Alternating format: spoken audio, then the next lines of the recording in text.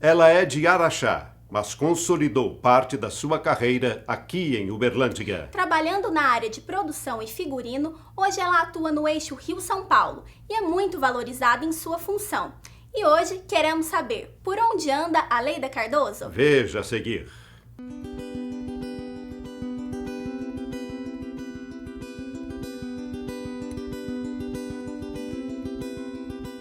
Minha família é de Araxá, eu fui para Uberlândia com 17 anos, minha família inteira mudou para a gente poder estudar e faculdade, essas coisas.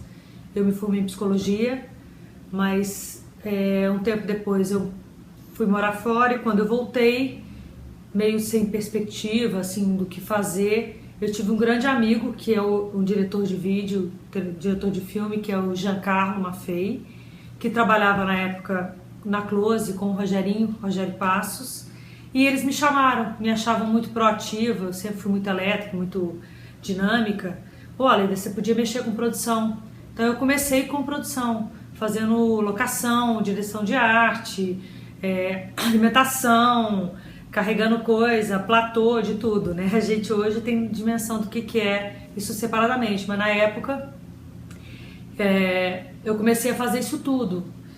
E figurino, né, que foi uma coisa de moda, eu sempre trabalhei com isso, eu sempre mexi com isso, sempre gostei, fazendo meus desfiles, meus editoriais, foi aí que eu comecei. Então, graças ao Giancarlo e ao Rogerinho, e a primeira produtora que eu trabalhei foi a Close Comunicação, foi que me abriu as portas, o Celso e a Rosilei, sempre muito carinhosos, sempre participando junto com a gente.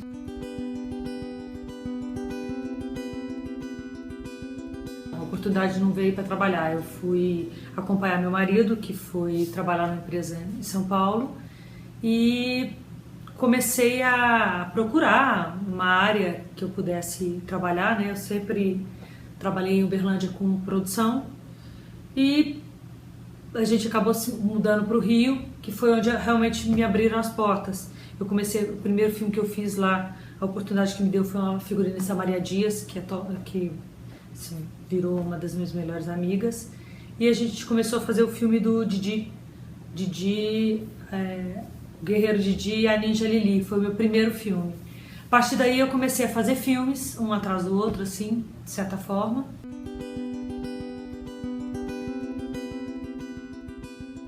Como que é meu trabalho? Meu trabalho é o seguinte, a gente faz uma montagem, uma definição dos personagens de acordo com o figurino, a prospecção do figurino de acordo com o personagem. E a partir daí a gente vai procurando e vai buscando referências, vai buscando onde encontrar, onde achar aquelas peças para compor aquele figurino. Então é meio que um quebra-cabeça.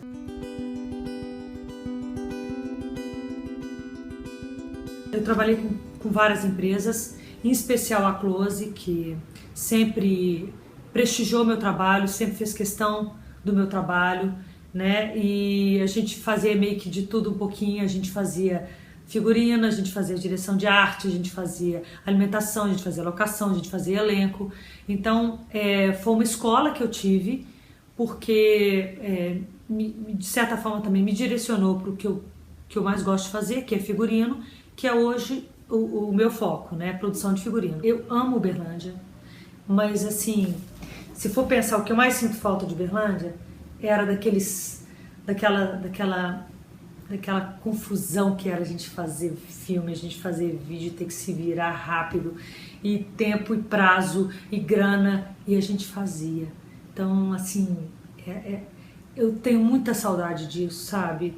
Dessa coisa que no fundo parecia um estresse, mas era uma alegria, era uma satisfação, sabe? Assim, um encontro, uma amizade, um carinho, e um ajudava o outro, e um carregava as coisas para o outro. Então isso, essa coisa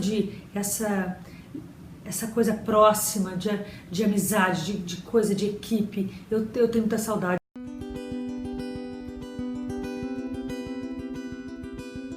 Eu acho que o bom profissional ele tem lugar sempre, porque é um diferencial. Eu acho que nós temos grandes profissionais aí, e isso tem se mostrado no longo do tempo. Uberlândia hoje é uma referência em termos de vídeo, em termos de filme. Então, e eu sou dessa escola. Hoje eu posso tá bem colocada, graças a Deus, assim, no sentido profissional, no mercado nacional, graças a essa vivência que eu tive em Uberlândia, graças a essas produtoras que me abriram a porta, graças a empresas igual a Algar, que sempre primaram por qualidade em profissionais, por qualidade em equipamentos, em qualidade em informação, inovação. E foi isso que me fez ter um diferencial para me apresentar no mercado e ter um currículo diferenciado para poder me abrir as portas.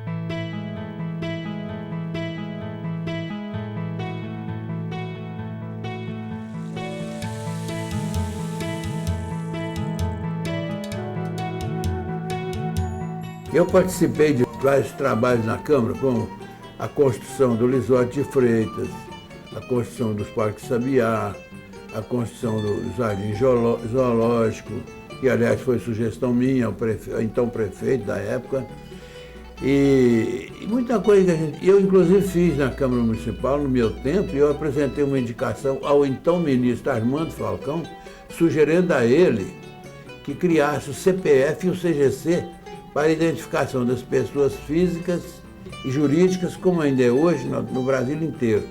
Foi uma indicação minha, que pode ser comprovada através dos registros da Câmara, dos arquivos da Câmara, e que generalizou no Brasil inteiro. Uma indicação que na época não teve grande expressão, porque não se admitia que aquilo fosse tornar uma lei nacional.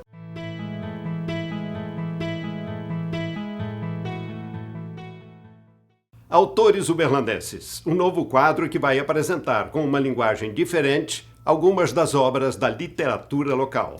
E começamos com o livro de Guilherme de Freitas, médico ortopedista, filho do Dr. Luizotti de Freitas. Ele retratou no livro Quarto 65 a experiência que passou após sofrer um AVC em setembro de 2012. O autor, que passou por momentos de paralisia total dos movimentos do corpo, hoje já se recupera bem e lançou seu livro recentemente. A leitura dramática de trechos do Quarto 65 você confere a partir de agora com Ivan Stillman.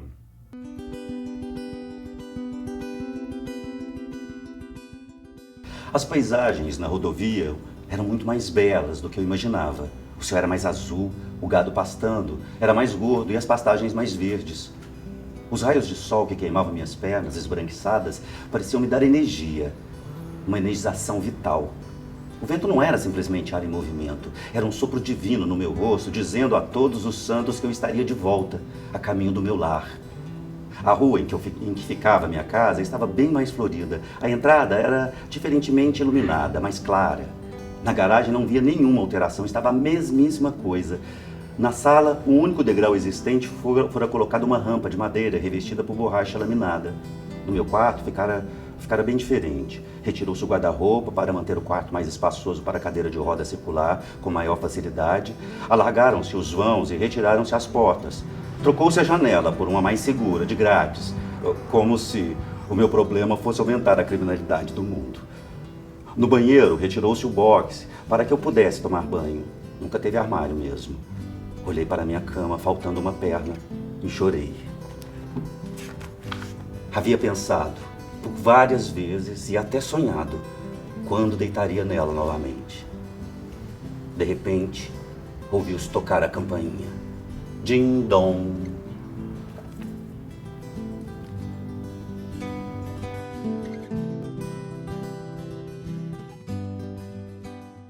Gerson Gabriel, mais conhecido como Gerson Pé de Pato. Como ponta esquerda, ele jogou no São Paulo, Cruzeiro, Bahia e Vitória. E em chutes e pontapés, ele vai relembrar histórias e curiosidades do futebol na década de 70. Confira!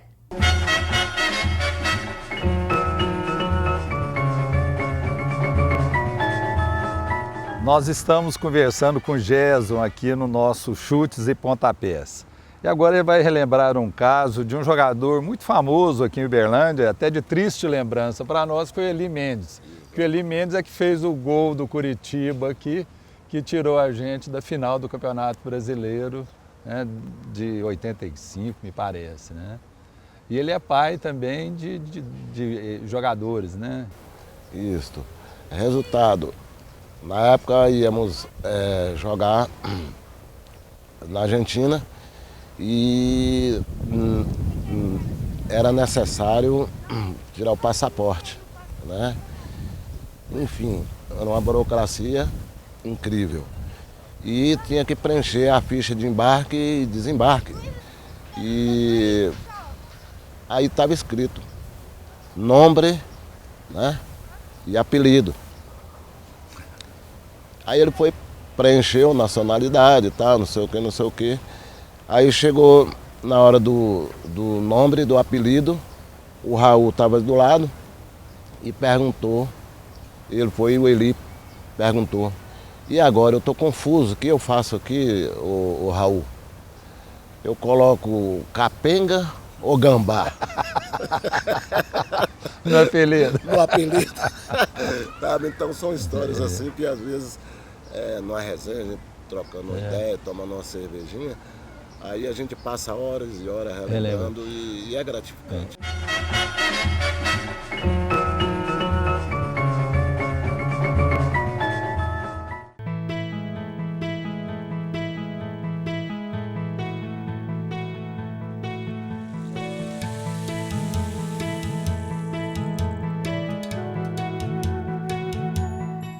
Olha, quase todo vereador que chega até o Legislativo, ele faz uma ideia e encontra uma realidade completamente diferente.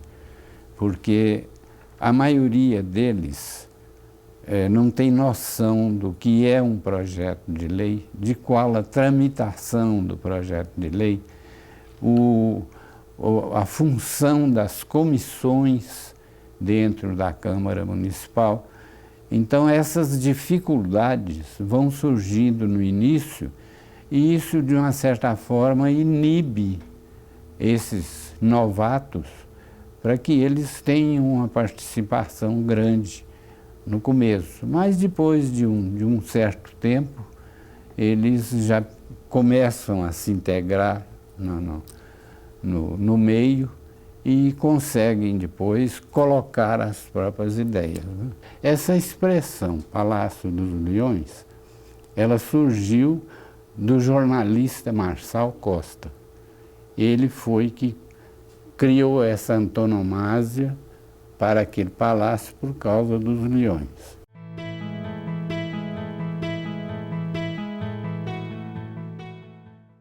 No Papo Gerais, a segunda parte da entrevista de Celso Machado e o aviador Antônio Martins. É logo a seguir. Olá! No programa de hoje, a segunda parte da nossa conversa com o senhor Totonho Martins, que vai relembrar casos ligados à nossa aviação aqui de Uberlândia.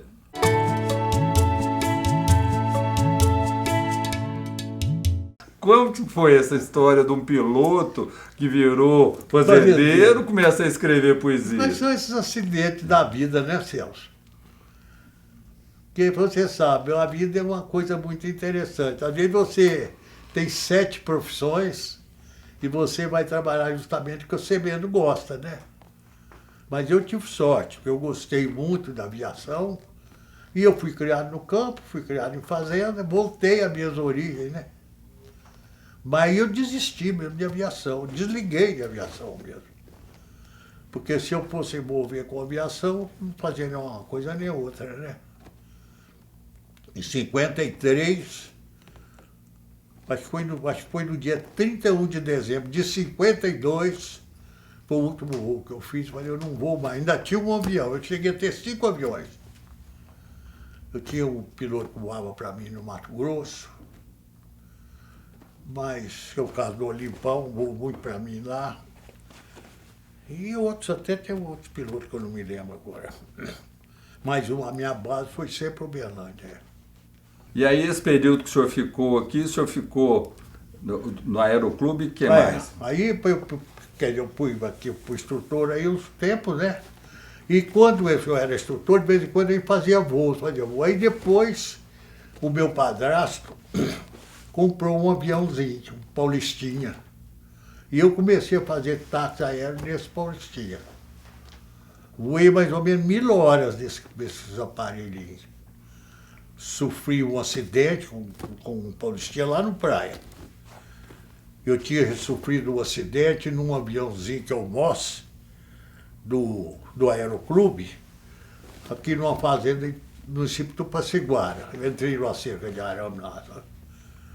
Mas tive um pequeno, cortei um pouco a cabeça, porque eu tomei uma pancada aqui, estava de óculos Ray-Ban, e o óculos me cortou, eu tomei 13 pontos aqui. E furei a mão e tal. Eu aqui no praia eu caí com um Paulistinha. O avião quebrou todo. Caiu no praia? É, esperando ali no praia. Pertinho daquele frigorífico lá. É. Aí eu não tive um arranhão. Também eu estava sozinho, né? Esse lá de Tupaciguara, eu estava com o Dimas Machado, que era aluno do Aeroclube. Nós fomos descer lá na fazenda dele e eu bati na cerca de arame. Então, foi por aí. E eu tive um outro voo também, que eu decolei de madrugada. Esse foi no RED, um avião que depois foi para o Oswaldo. E eu estava com os passageiros, que era um comprador de boi e tal, e o avião estava super lotado. Eles compraram cargas de fumo, que era esse fumo de rolo, o avião, e nós decolamos de madrugada, de Mineiros para Barretos. Tem uns 500 quilômetros, mais ou menos. Aí quando eu desci lá em Barretos para deixá-los, o rapaz falou, você vai lá no escritório da companhia, que eles trabalhavam com a companhia, eu acho que chama Continental, a companhia, comprava boi, essas coisas, para receber e dar o recibo.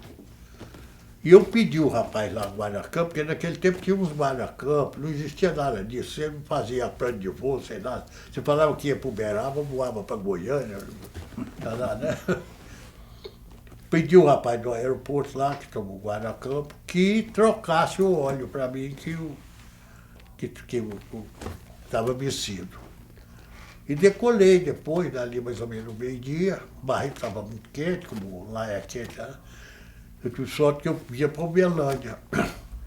E quando eu estava em cima do Rio Grande, o avião quebrou o motor comigo. Eu estava passando uma pista de 1.500 metros, estava ficando à minha direita, assim, a pista. Que era numa fazenda do Mário Franco, que hoje está inundado lá. E eu conhecia até o gerente da fazenda, porque eu fazia táxi aéreo, eu já tinha levado gente lá e tal. Aí eu consegui aterrissar, não teve nada. E o senhor ficou quanto tempo aqui em Uberlândia? Até quando? Aí eu saí de Uberlândia em 59. O Ataúfo nasceu aqui? Nasceu. Meus filhos são daqui. Eu tenho o Ataúfo e tenho a Lúcia, que é uma filha que eu tenho, e eles são uberlandenses. É. Aí em 59 o senhor foi para... 59, aí minha mãe faleceu em 59 e eu recebi uma fazenda lá em Goiatuba. Nós recebemos, porque eles também receberam, né? Aí eu mudei para Goiatuba. Fui para a fazenda, foi quando eu deixei de voar em 53. Aí eu não voei mais. Mas eu fiz muito táxi aéreo aqui, porque aí eu montei um táxi aéreo. Com esse rolo que eu fui ficando por aqui, eu trabalhei numa imobiliária Brasil, tudo era dele. Tinha 6.000 lotes a imobiliária. E depois é que ele vendeu a imobiliária para o Cícero Diniz. Cícero Diniz. É. O Cícero então montou o bairro industrial, né? Mas o bairro Brasília, até eu morei lá no bairro Brasília, tinha até uma pista lá. Ali perto daquele Tereza Valcê, lá tem um colégio, né? Uhum. Aquele Tereza Valcê era um hangar meu lá. Ah, é interessante, eu achei que era só aqui na Saraiva que tinha. Não, teve esse lá, teve essa pista lá. Nós moramos lá. Eu morei lá naquela chácara. Mas eu morei mais aqui no centro, aqui na rua Machado de Assis. Mas nessa época que o senhor morava aqui, do Uberlândia era... Não, era Uberabinha, né? Eu conheci Uberlândia como Uberabinha, né? 28, 29, né? E depois que o senhor mudou daqui, o senhor continuou vindo aqui com frequência? Sempre ligado aqui, porque não só meus filhos ficaram por aqui, né? E eu sempre tive ligação com Uberlândia. E como é que está a vida do senhor hoje? Olha, hoje eu sou aposentado. Ganho muito. Mas aposentou cedo, com 98 anos foi aposentar? Ganho muito, porque é fundo rural, né? Ganho muito, porque é fundo rural. De vez em quando eles falam lá que eu sou coronel da aeronáutica, que eu ganho 40 mil reais. Eu falei, não, fala só que eu sou coronel da aeronáutica, você não precisa. Nada. E qual que é o maior orgulho da vida do senhor? Olha, eu não tenho orgulho de muita coisa, não, porque o mundo está muito perturbado, né?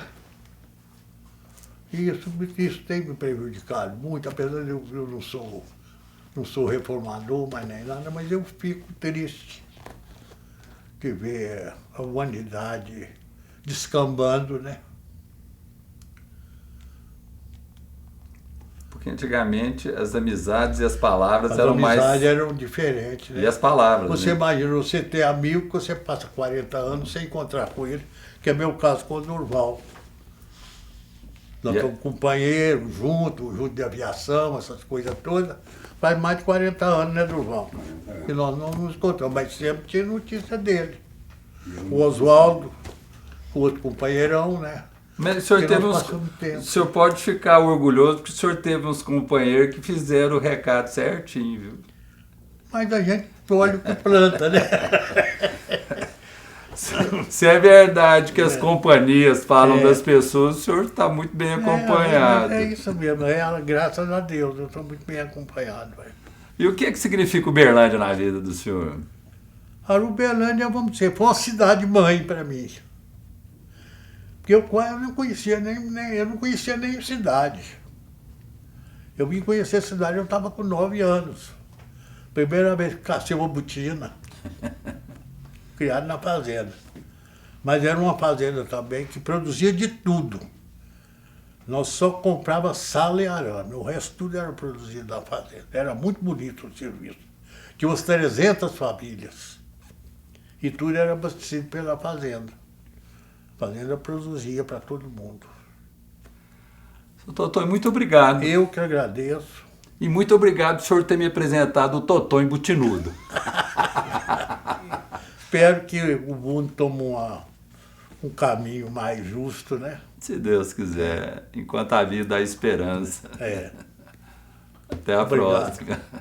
E hoje nós ficamos por aqui. Acompanhe as nossas matérias através do site uberlandiadeontensempre.com.br Ou envie as suas sugestões para produção@uberlandiadeontensempre.com.br. E até o próximo programa. Se Deus quiser.